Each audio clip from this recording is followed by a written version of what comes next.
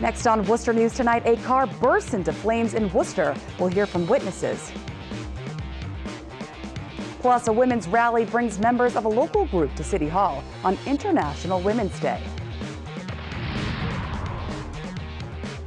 Thanks for joining us tonight. I'm Catherine Andrioli. A car erupts into flames tonight in a Worcester parking lot after the driver says she smelled smoke while driving on 290 in Worcester, and she immediately pulled over.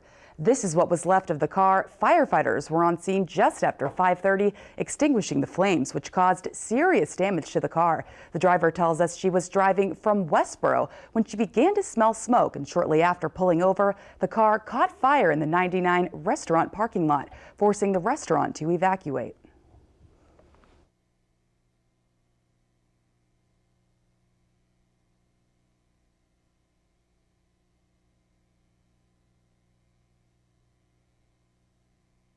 Arrived on the scene here. We had one car totally involved. The second car was about 50% involved. We had some minor damage on the third vehicle from an exposure. I talked to the young lady whose car initially caught on fire. She was coming home from Westboro and she was on 290 and she smelled smoke in her car. So she got off the exit right here and pulled into the 99 parking lot. As soon as she got out of the car, she said the car just started on fire, and before too long, and it was engulfed. And this video of the fire was sent to us from a witness. Another car was damaged in the fire. The restaurant management tells us the car belongs to an employee. Thankfully, no injuries were reported. The cause of the fire is unknown at this time. Wednesday is International Women's Day, and many took time off from their jobs and held rallies around the nation, including here in Worcester. The Worcester Socialist Alternative Group held a rally at City Hall. The group says they want to bring awareness to the struggles working women face, including equal pay and a $15 minimum wage. Organizers say Worcester needs to be engaged internationally with women's issues. But I hope that this is the biggest International Women's Day because women's rights, be them economic rights or reproductive rights or just, the right of not being catcalled when you're walking down the street, those are really under attack. And we want to come together, not just in the U.S., but also around the world where women may not have it as good as women do here. And we really want to come together as an international community of brothers and sisters and demand better for our society. And the group says they plan to hold a workers' strike on May 1st, which is known as International Workers' Day. A Massachusetts town is taking steps to keep commercial marijuana dispensaries and shops out of it. Westboro voters overwhelmingly passed a ballot question Tuesday, banning the companies, a move which is getting a lot of attention across the state. Our Andy Madison has more. Recreational marijuana dispensaries are still at least a year away from coming to Massachusetts. But in Westboro, the town is taking steps to keep them out. The Board of Selectmen were really looking at following through with that, even though it was passed on a statewide basis, following through with the opt-out since the community had voted against it at the November election as well. Last fall, Westboro voters rejected the ballot question making recreational marijuana legal in Massachusetts.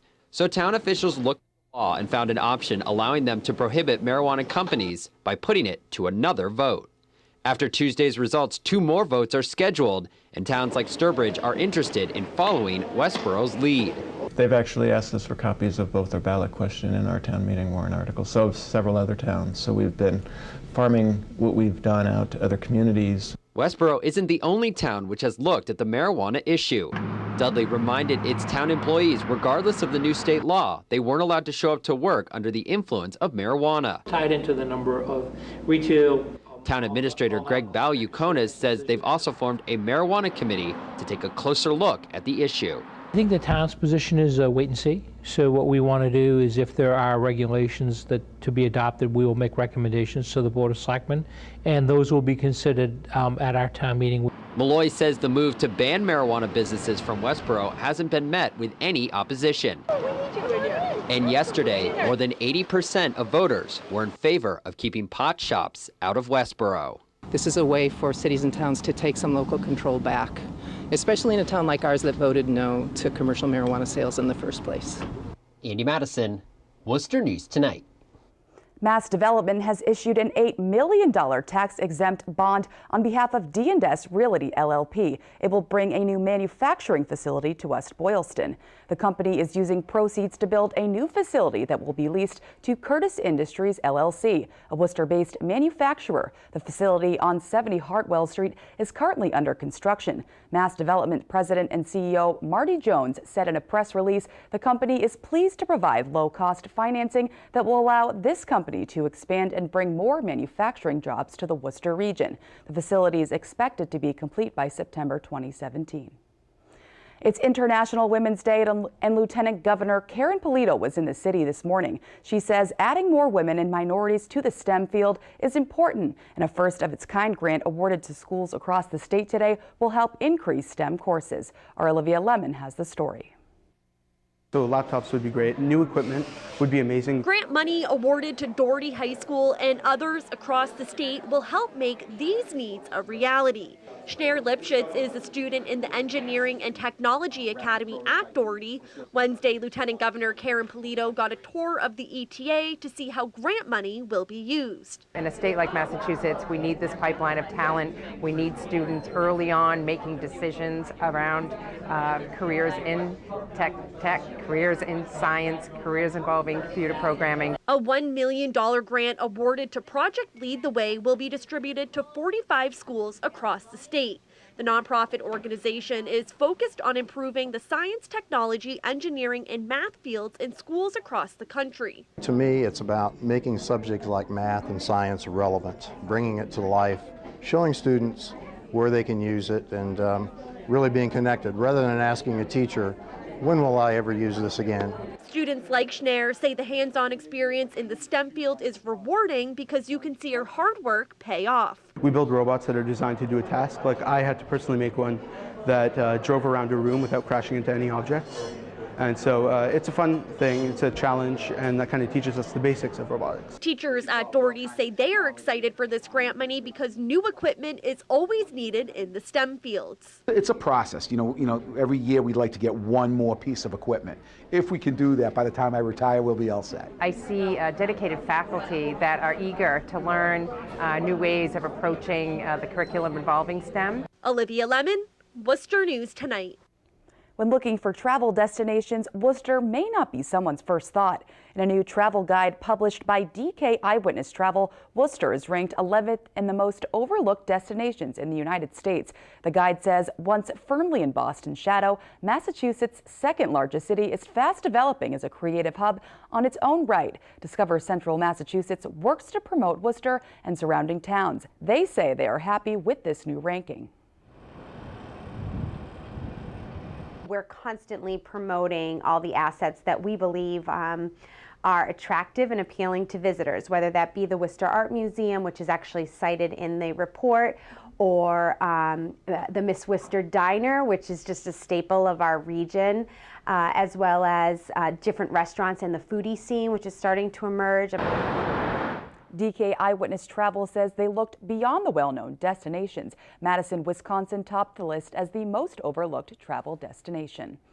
Several crews hit the roads in Worcester Wednesday to fill potholes. After the past winter, the Department of Public Works has been repairing holes since February, and they say they usually fix more than 10,000 a year. Our Brittany Schaefer rode along with the crew today and has the details. The job only takes a minute, but it's one Worcester's Department of Public Works crews have to repeat thousands of times every year. Scoop it out with the shovels. Yup, you put the hot mix in, then a guy rakes it to smooth it out. They spend all day, work through lunch occasionally to get these done so the mix doesn't go to waste. Kenny Green starts his day with a list of locations to fill potholes, and some roads can have up to 30 to fill. All the salt, the plowing, the frost, it just eats up the roads. We are out daily, so if it happens to be in an area where we already have a list of work orders, then we'll get to it immediately.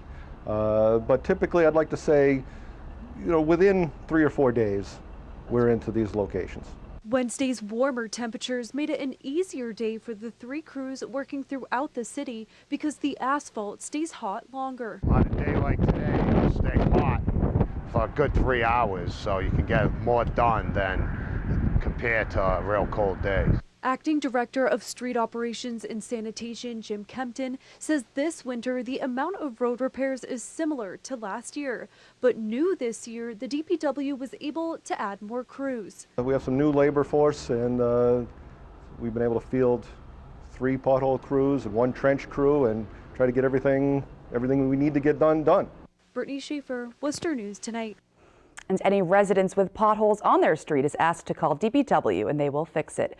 There was a derailment this morning involving a train that originated from Worcester. A tanker car went off the tracks around 1 a.m. in Providence and entered a 4-lane road. The car was carrying 30,000 gallons of ethanol, but officials say there were no